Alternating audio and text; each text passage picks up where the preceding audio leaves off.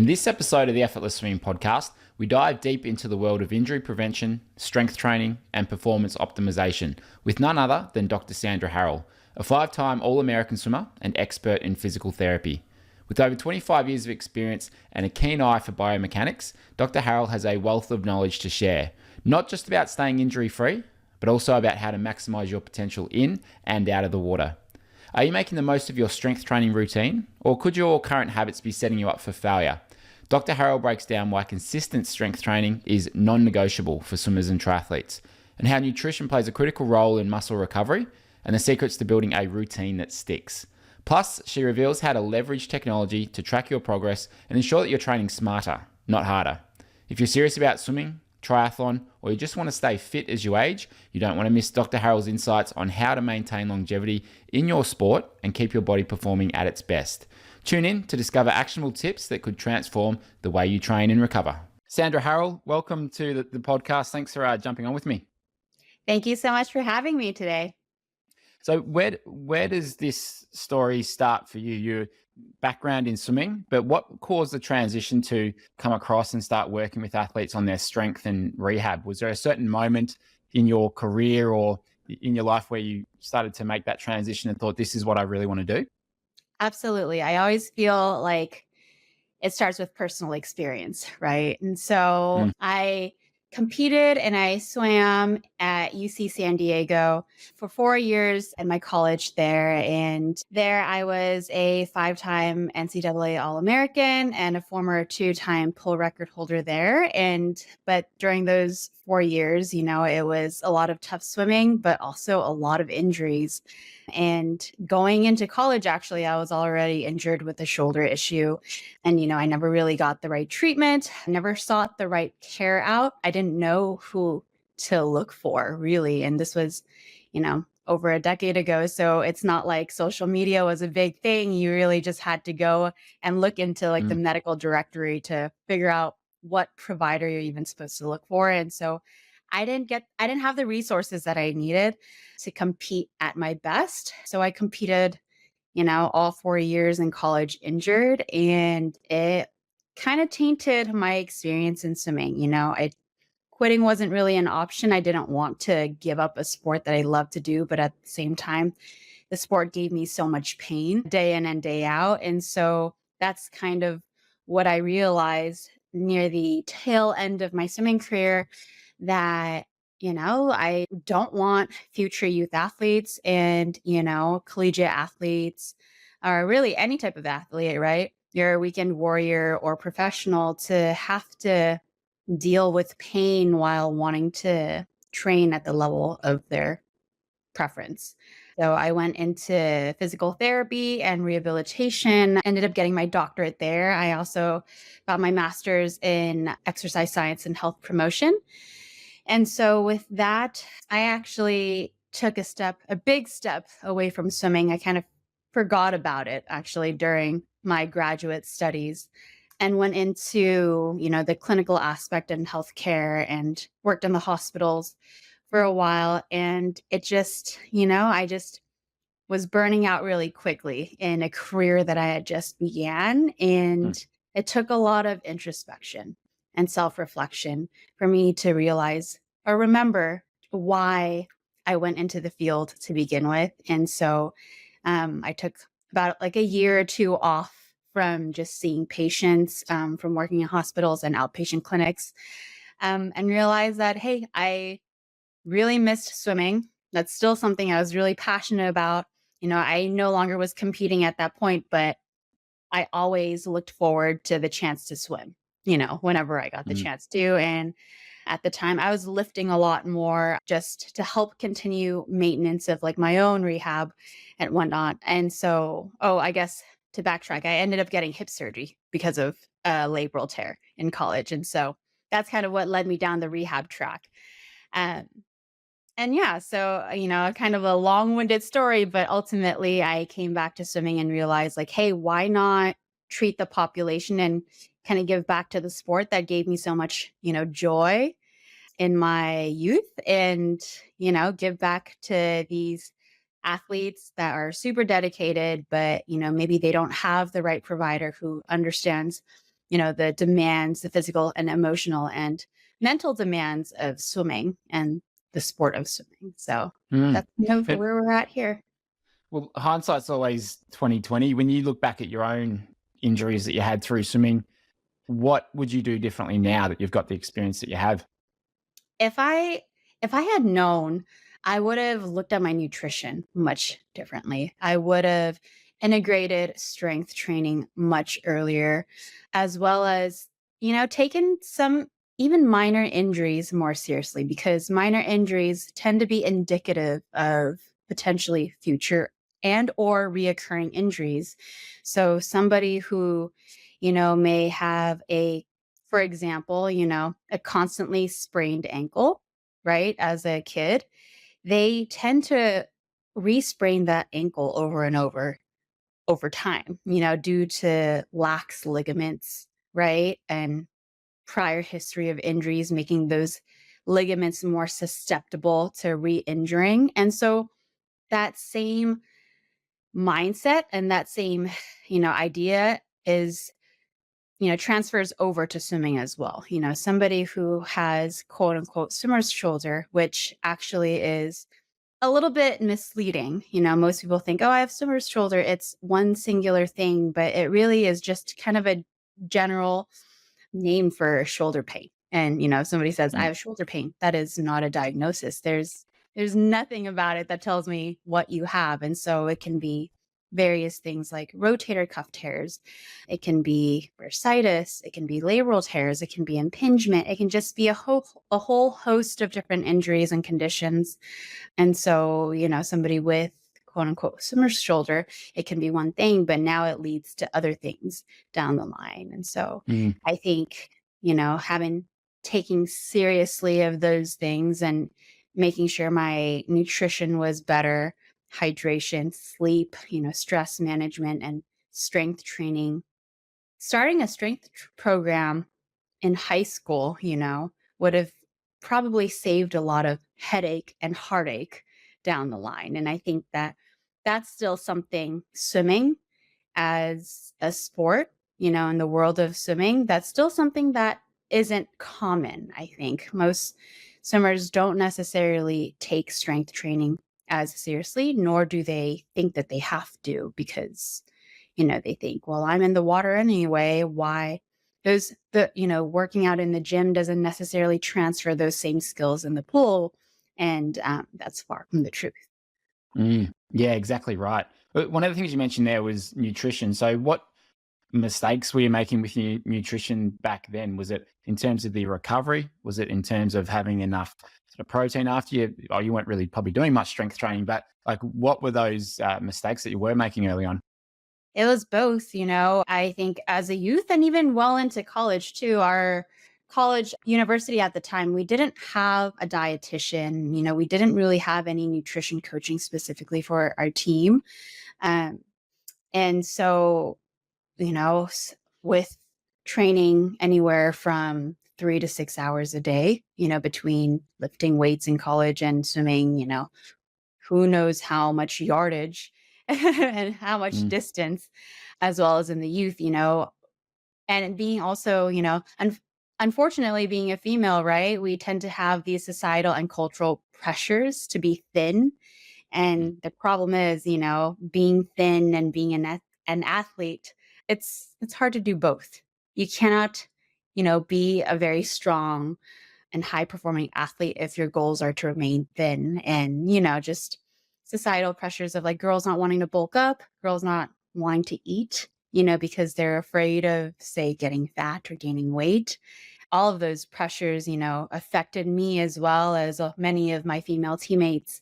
And so a lot of us were, under eating in terms of maybe calories, but maybe overeating in terms of various macronutrients, right? We maybe were overeating carbs and fats and under eating protein. And it's making sure that we are having the right ratios of each macronutrient. And that's what kind of helps best fuel athletes. Mm, yeah, it's something that when I look back on my early swimming career, I was certainly not having enough fuel during a session, during those bigger sessions where might be 5, 6, maybe 7 Ks. And we're working, I think back to how hard some of the sessions were, like it's like 7 or 8 200s of butterfly. We're doing like some 400 medleys, and it's just like it was massive training. And I don't recall ever having anything during a session. It's like, Right. um, Yeah. and it's like, but that, as you said, with like social media and the internet, like it's just knowledge has really just it's abundant, and I think we can be a lot better educated these days, and it's so much easier. So that's a huge advantage that we have these days. But I think the downside to that is information overload, and it can just feel like it's too much. So Hmm. sometimes when we have that information overload, we don't do anything with it because we're afraid to make a decision, thinking it might be the wrong decision. But a decision is better than no decision in many cases. So have you seen anything in relation to that, in terms of the strength training, in terms of the nutrition, where someone comes to you and they're like, well, I've tried this, I've tried this, I've tried this, but none of it seems to work. Maybe it's because they haven't stuck to it for long enough. Like, what are you seeing on your end when you have people come to you? Oftentimes, so I'm going to categorize my youth versus my youth versus like my adult clients and athletes, right? So my youth, in terms of nutrition, they tend to under consume what they need in terms of energy. These are also the athletes that are consistently swimming 2 to 4 hours a day, right? Because they're on a team, they have the time and the energy to do so. Usually, my adult athletes, unless they're training for a triathlon, unless they're a professional athlete, then they really just train like once a day for like maybe an hour with masters, for instance. So for my youth, they tend to be under consuming in terms of what they should be eating, and they are under hydrating, which will negatively affect their performance as well as cognition and how they do in school too, right? Um, in terms of strength training, you know, it's it's non-existent to see youth athletes lift, and that is something that I'm working to change. I That is something that I want to integrate into my club team and that I've started this year. And that's something that I want to help and educate to other, swim clubs as well, youth swim clubs, that, strength training is just as vital as the amount of hours and the quality of your sets in the pool. It's people tend to think it's a supplement if they even include it, but especially for, somebody who's a sprinter. So in terms of my very young youth swimmers, who are, say 12, 13 and under, I don't expect them to specialize. They should probably get some reps swimming the mile as well as the 50 free, as well as the 400 IM. They need to learn to be versatile. I think that's really important in terms of just general development as an athlete, in terms of mental and physical resilience, right? To be able to do the mile versus like sprinting a 50. But it's also important in terms of like development of motor control, endurance, and, the ability to minimize repetitive stress injuries over time. So it's crucial there with strength training for them. And that's something that I want to integrate. And, especially for the maybe teenage swimmers that are 13 and up, where now they start to specialize and maybe they're looking into swimming in college, and especially sprinters, strength training is an equal part in pool training, because you don't necessarily need to be training 10,000 meters a day as a sprinter, right? You need to have more specialization in your training. You need to have more power training. And that's something that, lifting, proper strength program and a performance program is going to help you do that without having to add too many repetitive stress injuries, right? And so for my adult athletes and my adult clientele, they tend to, maybe overconsume their nutrients, their macronutrients, and they're not prioritizing the right ones. So they tend to underconsume protein and overconsume carbohydrates, which isn't necessarily a bad thing, but that will affect some goals that they would have. Should it be weight loss, fat loss, optimizing performance, and muscle development? So that's where I see issues in terms of nutrition for my adult. As for strength training, I think, it's fantastic that our society now is embracing lifting a lot more, into your 80s, 70s, and 80s, right? And I think that's fantastic. And it's embraced now in women as well. So that's great. But there again is still that stigma that, oh, you know, lifting will make you bulky, and that's something that I still have to remind and educate many of my female clientele, and athletes that like, hey, you're going to have like a very specific bodybuilder program and lift like 7 days a week and lift like 2 to 4 hours a day to have that concern for the general population. Absolutely. Even if you were to lift 7 days a week, and most people don't, even if you were to lift 7 days a week, an hour a day, that is not enough to make you bulky by any means. So those are some of the things that, I enjoy educating my clients with. And I think that it seems to be always so liberating, when they realize that there are areas that they have yet to maximize to hit Mm. their potential. So yeah, And when you say lifting, are you talking about a certain group of exercises, or just you're referring to general strength training? general strength training. Yes. Gotcha. And where should the average adult start when it comes to strength training? Would it require gym equipment? Could they do body weight work? Where would you tend to start people? So it depends on the age group, right? So, for example, if we're talking about adults in their 20s, most of them tend to be, if we're talking about the male population, most of them tend to be relatively strong. So you can start with calisthenics and body weights. Sure. Same with women. However, in our younger adult population, they tend to be fairly strong already. So I actually would recommend, doing weights, using free weights, using machines, something that will provide more resistance than your typical body weight, because, you can do as much body weight work as you want. Over time, your body adapts to it. So at some point it's like, say, the equivalent would be, say, you haven't swam in like 5 years and now you're doing 10 100s on the 130 meters, 10 100s meters on 130, and that's tough to do, right? Having not swam for 5 years or so. But then you do that same set day in day out, you do that for about 2 years, that set's going to be super easy. It's the same set, right? But your body has adapted to it. So Mm, now, 2 3 years in doing the same set in the same interval at 130, you're actually slowing down eventually, right? Because you're not being challenged. And that's the same analogy I would provide to, my 20s and 30-year-olds who are lifting maybe light weights and body weight, because it's like, you're strong. The body is super resilient. Even if you were starting in your 50s and 60s, you'd be surprised with how strong you'd be. You are. So generally, I would say, like, you need to lift some sort of weight, whether it's whether it's 5 10 pounds to start off with, and then progressing to more barbell work, doing more compound lifts, getting under heavier weights, it's loaded, it's progressive loading, right? mm, Just progressively increasing the load to fit your current capacity, but to challenge it just one step ahead so that your body isn't adapting necessarily to your current workload. mm, Um, so yeah, that's kind of where I would start. When it's critical, especially as we hit 30 for women, because bone density decreases a percentage for every year, starting at mm, 30 for women. And so you run into issues like osteopenia, osteoporosis for women. And then that tends to start for men as they enter their 40s with various changes in their hormones. So very important to start lifting. The earlier, the better, but it's never too late to start. mm. Yeah, definitely. I've seen that across the board with athletes or swimmers and triathletes that have actually started doing some strength training, that have gone from essentially none.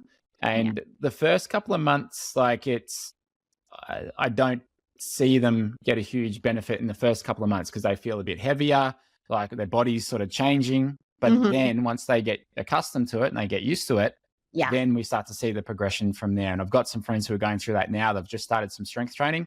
Times are Yeah. a bit slower. They're a bit sluggish in the water, but as long as they stick through it, they stick to it.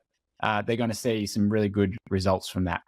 Mhm. And a general guideline that I tell all of my athletes and my clients is that, like, you don't see there is not any notable strength gains until about 6 to 8 weeks of consistent strength training. And consistent strength training would mean you're lifting at least twice a week, not even once a week. So if you're just lifting once a week, the amount of work required to see progress is going to take probably double the time, right? You're just not breaking down muscle at a consistent and steady enough pace to see change quick enough. But if you're lifting at least twice a week to maybe even 3 times a week, you're going to see those gains a lot quicker. And so typically I tell my athletes, who are consistent, give yourself about 8 weeks, give yourself 2 months, okay, of being consistent, stick to it, keep progressing. And then you're going to really see notable performance differences after that, especially when you are consistent with it. Because the first, 1 to 2 months of lifting, a lot of that is just, tearing down your muscles. You're just super sore, super stiff all the time, especially if you haven't lifted in some time, right? And so that's, and yeah, so that's the thing. People think that, oh, I lift, working out means I'm building muscle. Actually, it's quite the opposite. You work out and you actually break down muscle. That's why you get sore. You get micro tears in your muscles. So the more you train, the harder you train, the more you're breaking down muscles. You're in more of like a catabolic state. And so that's where nutrition comes in, right? Nutrition is a thing that helps build muscle. It puts you in an anabolic state. And that is what helps you rebuild your muscle and helps with muscle protein synthesis, is really making sure you're eating enough protein for your particular physique, for your body weight. So for someone who is doing gym, what would you recommend they do to make sure that they can eventually build that muscle and that they're refueling with the right macronutrients afterwards, and when should they take that? So for the general population, I would think that most people are under consuming protein. But if somebody is particularly training hard, both in the pool and in the gym, they really need to prioritize protein. And, research shows that, you need about 30 grams of protein in a single sitting for your body to start that process of muscle building. And it's not just protein that you need. You also need carbs to help with activating and synthesizing protein to get that process started. So it's not like I'm saying like cut out carbs, cut out fats. All you need is protein. You need all 3 macronutrients. It's all very, very important. The protein is what's going to help with rebuilding your muscle fibers and helping you to become stronger and whatnot. In terms of how often we should be consuming meals, right? You definitely want to train. Well, you don't want to train when you're in a catabolic state, meaning, you're kind of hungry, you haven't had anything to eat. So a prime example is training first thing in the morning, right? We wake up and swimmers are notorious to go and swim at 5 a.m. and not eat anything, right? Because who wakes up at 3 and eats a full-on breakfast? Most of us don't. So they tend to wake up, maybe have some water, and then they head to the pool. And so you are training in a very, a catabolic state, and you've already been fasting for, 6 to 8 hours of sleeping, right? So your body is further breaking down. You're not maximizing your training session. And then after that, sometimes, people don't have an appetite after training so hard, right? And so now you're further going into a catabolic state and kind of degrading the muscle that you do have, right? The body, the physique that you do have. So, I do recommend, having something maybe easy to consume, whether it's a protein shake, whether it's, fruit pouches or applesauce, or even like a glass of chocolate milk, something to fuel yourself during practice. And then after practice, if as soon as you can, have like a solid meal, with protein, with carbs, with fat. This podcast is proudly brought to you by Form Smart Swim Goggles. The Smart Swim 2 is the next generation of Form's award-winning augmented reality technology. They have an integrated heart rate monitor for constant real-time heart rate monitoring, which allows you to accurately train your heart rate zones, which is the first time that you can do this in the pool. Something we've had when biking and running, but the first time that you can now do it in the pool. Another huge feature that they have released is the Swim Straight feature. This is something that allows you to swim in a straight line without needing to sight. It's a digital compass in the goggle display, and it's race approved by World Triathlon, USA Triathlon, as well as other leading race organizers. And athletes are already shaving valuable time off their swims by swimming straighter. I'm a huge fan of these goggles. I've used them for the last couple of years, and it's something that I use each and every week. And even just the simplest features of being able to see your splits after every turn makes a huge difference to not only the way that you train, but the enjoyment that you can have in the pool. And the new Smart Swim 2 has a reduced tech pack size by 15%, making them slightly smaller. The new eye seals fit a wider variety of facial structures, and the new straps and anchor points have been moved and adjusted so that it has a more stable fit. There's additional features which I haven't mentioned, like the head coach workouts, training plans, as well as integrations with Training Peaks, Strava, and more. This is something for all abilities and levels of swimmer, and available worldwide from formswim.com/effortless. And to get 10% off the Smart Swim 1 goggles, use the code EFFORTLESSWIM on checkout. That's formswim.com/effortless and use the code EFFORTLESSWIM on checkout for 10% off the Smart Swim 1 goggles. One of the things that I've found to be most helpful, not just with nutrition, but also training, is making things as easy as possible. And for me, it's like, all right, I buy these protein bars, fairly natural. They're not too bad. Buy them in bulk, and I've just got a couple in the car. I've got some in my swim bag so that whenever I'm driving home from training, which might take 20, 25 minutes, I've got something there all the time. So it's just easy and I don't need to think about it. It's the same thing with going to training. Pack my bag the night before, put it by the door so I can wake up at 4:30 in the morning. I'm half asleep, but I don't have to think. And it's just this, you make things as easy as possible. And then similar with gym training, I'll typically do things at the same time on the same days.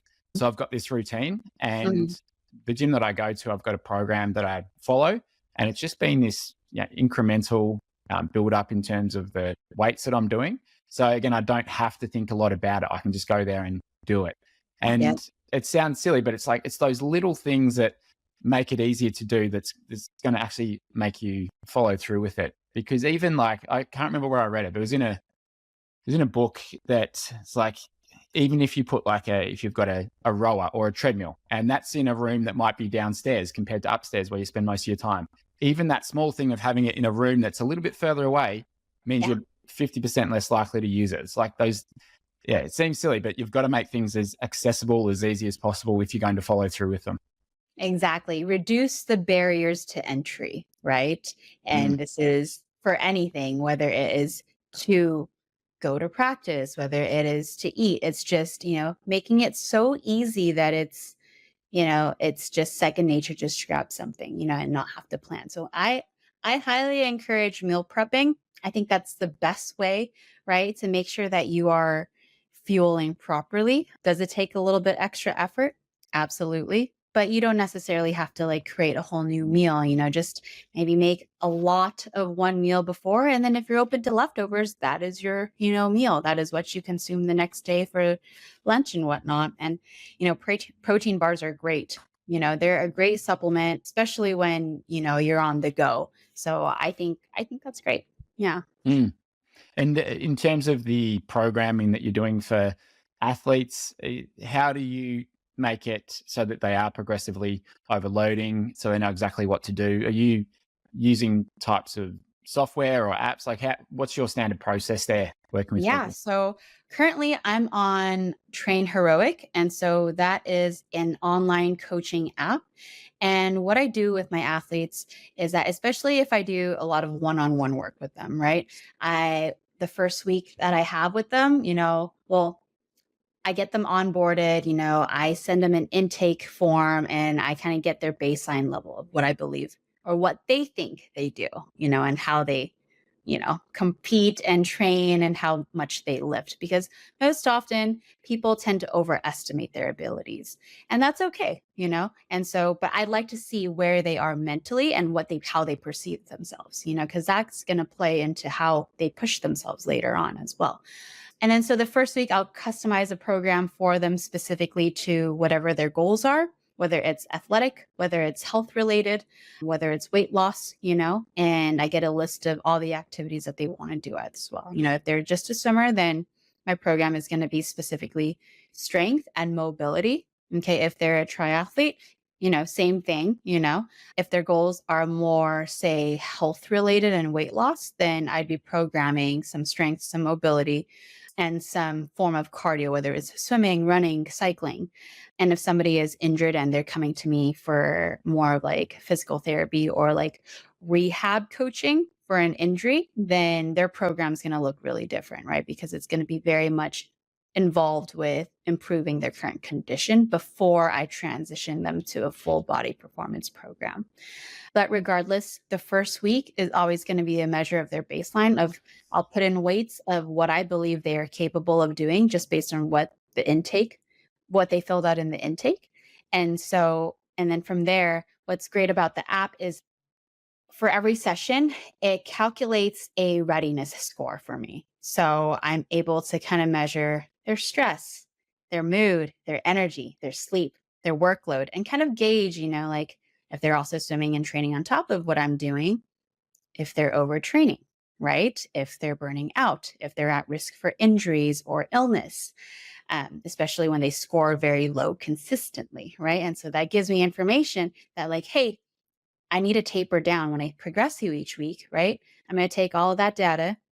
I'm going to progress you a bit slower or maybe just maintain. All right. That way your body can catch up. Maybe we don't work as hard with me because, maybe during practice or when you're training with your triathlon club or with your swim team, they have one workout and you follow it, right? But if you're coming to me, I have a more customized approach. I can tailor it to your needs. So if this week you need a little bit more recovery, I tone down the intensity of lifting and I ramp up more mobility, more recovery work, give you more tips and cues on how to increase your nutrition, your hydration and sleep hygiene, right? And stress management skills. If you're scoring high on the readiness score, then I know I can push you a little bit the following week, right? Because I know that, like, okay, this is way too easy for you. I'm going to push you a little bit harder. Maybe the lifts are a little bit heavier, right? Maintaining still mobility is just as important because mobility and strength training go hand in hand with performance and just general health. And so that's how we progress from there. So I make note of the weights they use, and then I manually progress each and every one of them so that I know that, they're capable of doing those specific weights. I don't blanket just regardless of whoever the athlete that I'm training or coaching, everybody goes up, 50 pounds, for instance. It's very much tailored to your specific capacity.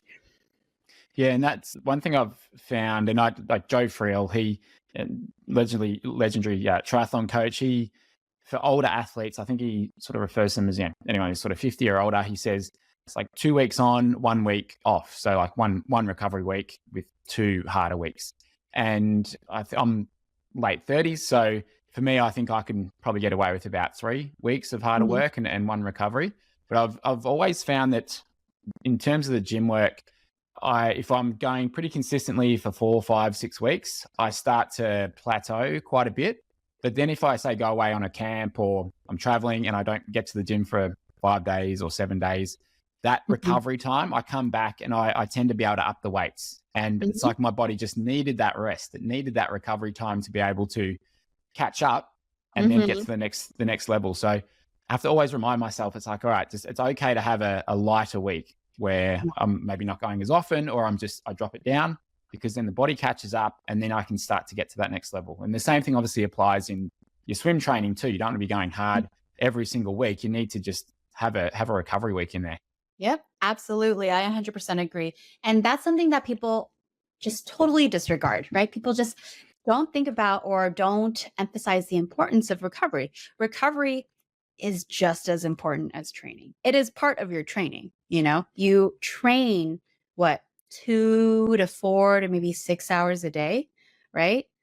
What do you do the other hours of the day? What do you do the other 20 hours, 18 hours of the day, right? That is just as important, if not arguably more important, because quantity wise, right? There's just more of those hours. So what are you doing with your sleep? Are you prioritizing it? Is the quality of your sleep good? Are you getting maybe 10 hours of sleep, but really you're asleep for like 4 of those hours because, say, you have an infant, right? And they're screaming all the time, right? What are you doing with your nutrition? Are you prioritizing protein for your current age, for your current training requirements, And then like hydration, stress management, work-life balance, all these things come into play in those other 18 to 20 hours. And so, yeah, I 100% agree with you. Recovery, sometimes like recovery is maybe even more important, especially for somebody who is constantly training at a high intensity, week on week on week on, then you should actually probably prioritize recovery a little bit more. And then you're going to Mm. see a huge improvement in your performance as opposed to just keep pushing on, which tends to be the tendency, I think, for a lot of triathletes and swimmers. I think it's just that mentality that these athletes have. I think it takes a very specific athlete to go into these types of sports. And unfortunately, we tend to think that more is better when that's not necessarily the case sometimes. Yeah, that's exactly right. It's the typical like A type personality, like just go go go. And if I'm stopping, then I'm going backwards. So yeah, I can see how it happens. It resonates a lot with what one of our previous guests said. Jared Briffer, he's a free diver. He coaches people on breathing technique, and one of the things that he mentioned was that he started doing some breathing training to help with his free diving, but that was Mhm, only for an hour to 2 hours a day at max. mhm, And he was getting a little bit better, but not much at all. And it was the other 22 hours of the day that he wasn't looking at. mhm, So one of the big issues he had was when he was sleeping is that he was a mouth breather and he just wasn't sleeping or resting well. So when he eventually switched to nose breathing, he'd just tape his mouth.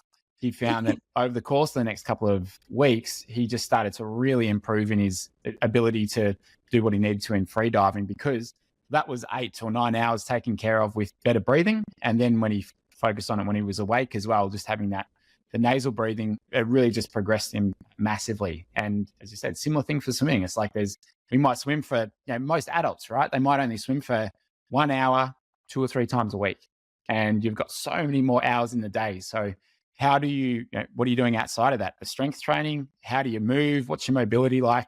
There's so many other factors there that it's easy to ignore. But when you look at it in terms of just quantity of hours, the time they're actually in the pool is as adults, it's not a whole lot. So we have to consider those other things. absolutely. Yeah. And in terms of people you've worked with, does anyone stand out in terms of someone who's either come to you injured and they've been able to rehab that and come back stronger, or anyone who has just come to you wanting to build their strength and they've seen really good results from it? Yes, I have right now. I've got a fair number of youth athletes who have found me on Instagram because their parents have been following me and their kids have been hurt. Just repetitive stress injuries, rotator cuff issues, some tears, some strains. And because this person is a youth, I don't want to disclose his name, but he's made significant strides in his program. We've been working for about 3 months now, and 3 to 4 months now, and he came with very severe shoulder pain. He had pretty severe, like biceps tendonitis, some rotator cuff, some supraspinatus issues as well as other issues too. There are other medical conditions that he's dealing with that are contributing to how slow his recovery is. But once we found kind of what the culprit was, he's he stopped swimming back in December. He started again in June, and he has gone PRs in every event that he swam.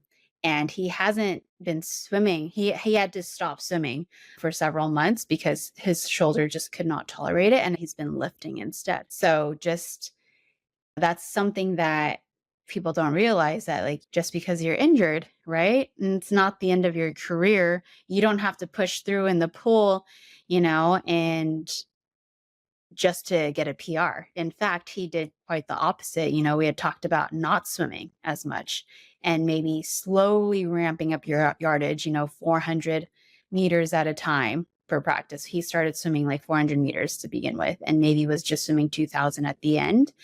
And granted, he's also a sprinter, right? So it makes it a little bit not easier, but you can kind of get away with doing more strength training outside of the pool to Mm. complement what you're doing in the pool. right? So this would be different for somebody who swims a mile or are endurance swimmers. So with him, he's been messaging me and just sharing that he's been shocked and pleasantly surprised with his capacity and what he's been able to achieve in the short time that we've worked together, even though he's barely just getting back in the pool. So it's, stories like that, it really warms my heart, and it's kind of like a light bulb that goes off, right? The best lessons learned are the ones that you go through the process of. Like, you have to figure it out yourself, and it'll always be a part of you. I can tell all of my athletes, like, hey, strength training is going to turn your swimming career around, and they'll hear it. And some might even agree, and they're like, yeah, absolutely. But until you do it and realize the potential, it's always just going to be, I'll get to it. Yeah, it sounds like a good idea. But yeah, it's always those that like take that step and they're like, all right, I actually want to improve my swimming and I want to integrate like a good strength and performance program. And the results speak for themselves, and they're happy, I'm happy. I just want them to have that tool in their belt that like our generation of swimmers and generations before us didn't have, right? Strength training wasn't that big of a deal. If anything, it was de-emphasized, right? Because we were afraid that we were going to get too bulky and heavy in the pool and we would be swimming slower. And Mm. so how far from the truth was that? How Yeah, wrong exactly were we? right. Yeah. And So, I think this next generation of swimmers, they definitely are embracing more strength training now. And I think that's great on multiple levels in terms of performance, but just general, like learning how to move your body under weight, under resistance is important. mm, You know? it's so much easier to sell the cure rather than the prevention. And that's why, if someone who's come to you with an injury, they're like, just tell me what to do. I don't care what it is, just tell me what to do. And someone who's just looking to maybe prevent injuries, they're not in that pain, so they're Mhm. less likely to stick to it as diligently as someone who is injured. But you learn lessons the hard way many times. And I mean, the reason I really started to do more strength training was because I kept injuring my back, and it was happening every 2 to 3 months, and it would put me out for a couple of days and Yeah. get really frustrated about it. And then when I actually started to do strength training, I was on this it's like a back extension machine. I think Yeah. I was moving, I need to look back, but I have a feeling it was like 60 to 80 pounds, I think it was, on this back extension machine. Mhm. And now I'm up to almost double that. I'm at more than double that, at maybe 130 or 140. And that's taken nearly 2 years to get to that point. But when I look back at how weak I was when I first started strength training, and how did it was like, no wonder I was getting injured. It's like I thought I was strong because I was fit in the pool, Yeah. but actually looking at what I can move now and what I can do now is far beyond what I used to be able to do. And that's, 2 years. It's a fair while, but that time's going to go by regardless of whether I'm in the gym or not.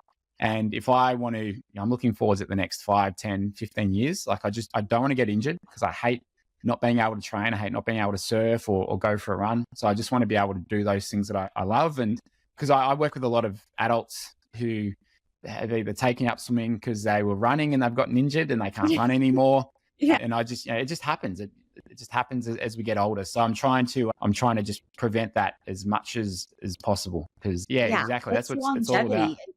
It's, making sure that you are able to do the things you love, like surfing, hiking, running, swimming, competing, like those are all really important things that bring a lot of joy to people's lives. And that's what makes up, quality of life as we age, to be able to have the independence to do those things when we want to, however we want to, and how often we want to. And, the sad thing is that for every day and year that goes by, we're all only getting older, right? That means we all are all also getting a little bit weaker each year. The amount of work to lift like a barbell, 45 pounds, is going to take a lot more for somebody in their 40s than somebody in their 30s, given that they're equal in terms of training. So somebody who is super fit in their 40s and somebody who is not fit in their 30s, obviously that's going to be different. It's going to be easier for the 40-year-old because they've been training. But say the 30 and the 40-year-old, or the 40 and the 50-year-old who is both training, 45 pounds is still going to feel a little bit heavier for the 50-year-old. And that's just because of natural aging processes. And something that you brought up that kind of reminded me was that, like you said, you're very, most swimmers are very fit in the pool. They can swim laps around the general population, no problem, even without training, right? But when it comes to the gym, we tend to be much weaker, not necessarily than the general population, but we tend to be weaker. And there's a reason why. When you're swimming, you're actually anti-gravity. There's no gravitational pull that you have to deal with. There is no gravitational forces that your bones and your joints and your body have to combat against. Because of that increases your risks of osteopenia, osteoporosis. You are losing bone density. So swimmers and cyclists actually are notorious for having less bone density than, say, runners, because runners tend to have that compact force going into their joints that builds bones. But as swimmers, when you're anti-gravity throughout your whole training, and that is all you do, you're actually putting yourself at risk for developing some of those bone diseases over time. And so, which makes it even more important for you to be lifting as we age, especially if you are a swimmer, especially if you're a triathlete, to fight against normal aging process and to build longevity and building stronger bodies so that you can do more of the things you love for longer periods of time. So, yeah. Yeah. And that's what I feel that I've transitioned over the last couple of years to that, where, before it was about winning races and, doing as best as I possibly could. And now, it's just more about, I just want to keep doing this. I want to be able to keep doing it as long as I can. So, Yeah. so I think it's a great sales pitch for getting people into strength training, because I think, and I'd say, like, the reason you see a lot of posts on Instagram and things like that of people, especially when they first take something up, if it's going to the gym or something, like, there's often a lot of posts there because it's a good feeling. It's really addictive. And I think once you get into it, you go, I don't know how I went without this. So it's really, really important. And I think you're a really important person in that space for people who are doing swimming or triathlon, to either overcome those injuries, rehab them, or just to keep them strong, keep them going for life. So for anyone listening to this, what's the best way to get in touch with you or find out more about what you're doing? Yes, please either check me out on Instagram, and my handle is @theswimmersdoc. And if you want to learn more about me, my website is www.theswimmersdoc.com. And if you want, Fantastic. you can always send me a message through Instagram, or you can contact me through my website as well. Sandra, it's been great having you on. Thank you so much for sharing your experience in the strength and conditioning. So looking forward to having you back on in the future, because I'm sure there's a lot more we can talk about and get into, maybe some of the nitty gritty, some of the details of strength training. So thank you very much. Absolutely. It has been such a pleasure. Thank you for having me.